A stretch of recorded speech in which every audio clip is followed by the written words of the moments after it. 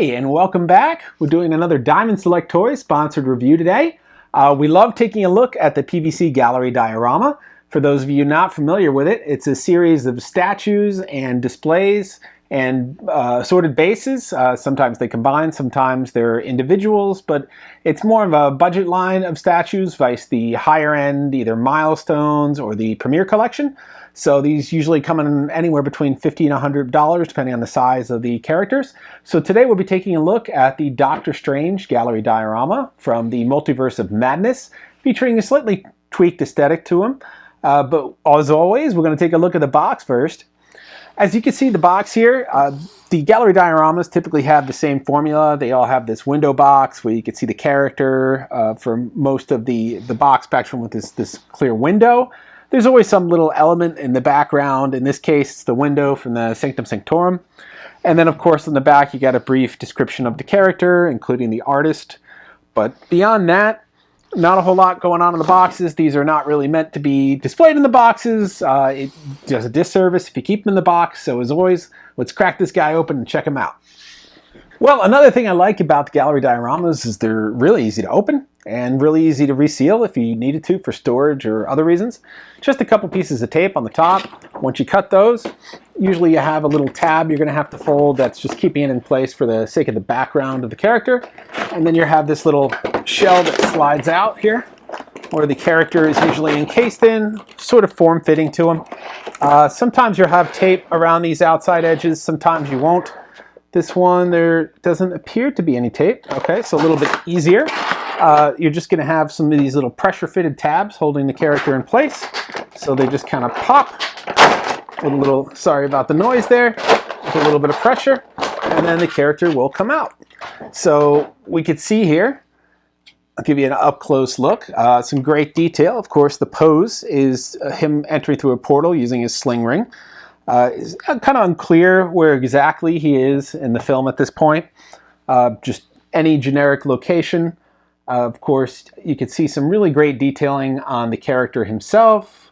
He has his little necklace there, minus the time stone, so the Eye of Agamotto without the eye, essentially. You can see all the little detailing on his robes. His sling ring is actually there on his waistband, so he wouldn't usually be making this otherwise, so it's kind of perplexing why they went with that option there. But you can see this little wind-blown look where the robes are being shot to the side here by some unseen wind or the force of the portal he's walking through. And then you got that great portal here on the base with some additional magical effects are all the way around. And he's stepping through, so he's not just cut in half. You can see the back end from where he's coming out. Additional great detailing on that cape as well with all the little patchwork you could see on there. And a decent likeness, I would say, to his look in the screen with the hair coloring on there as well. So they were able to get that little depth of coloring on the palette, and the really tight paint applications all throughout the outfit, throughout the base itself, with a little bit of layering on the effects.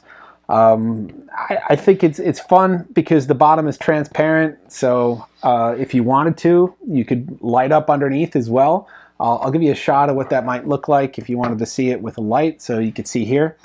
It just depends on what kind of light you had. So if you had also, I mean, we just have white, but if you had also sort of flat lighting options, you could illuminate a red base or a yellow base or a purple base, give them all sorts of different lighting effects. I always appreciate that when they have their base semi-transparent or semi-transparent. It just kind of enhances, I think, the character a little bit. We saw that with the Antique Ang, or Ang, however you prefer to say it, diorama, where he had that translucent water effect that was going throughout the base there. And once you hit that with a light, the whole thing lit up. It looked great. So really cool effect. So something you could try with this guy as well. So I think that's a little fun feature. Like I said, these things not typically very expensive. They usually come in around $60, anywhere between 60 and 100. So we'll have a link for him if you want to acquire him. And as always, we have our unique code at Entertainment Earth to give you 10% off all in-stock products. This guy should be in stock right now, so I'll have a link unless he's sold out, but they would be restocking him. But I'll have a link up for him if you want to acquire him that way. You also get free shipping on him with that code. Nothing additional you need to do for that. Just enter the code when you're going through checkout. So we'll have that link up, and we'll have additional links to Diamond Select Toys if you want to see some other gallery dioramas they have. Some coming up. The one that just released, as you saw last week on our site, is the Beta Ray Bill gallery diorama. So that one's a little bit more massive, pretty cool looking as well. So there's always stuff coming out basically almost every week from Diamond Select. So just keep checking back, and we'll show you guys some new products, and we'll show you some more links for ordering them. But that's all we have on this guy right now. So as always, like, subscribe, and follow. And we'll be having more videos in the coming weeks on additional Diamond Select Toys products and some other surprises from the Ninja Turtle line as well. So until next time, take care.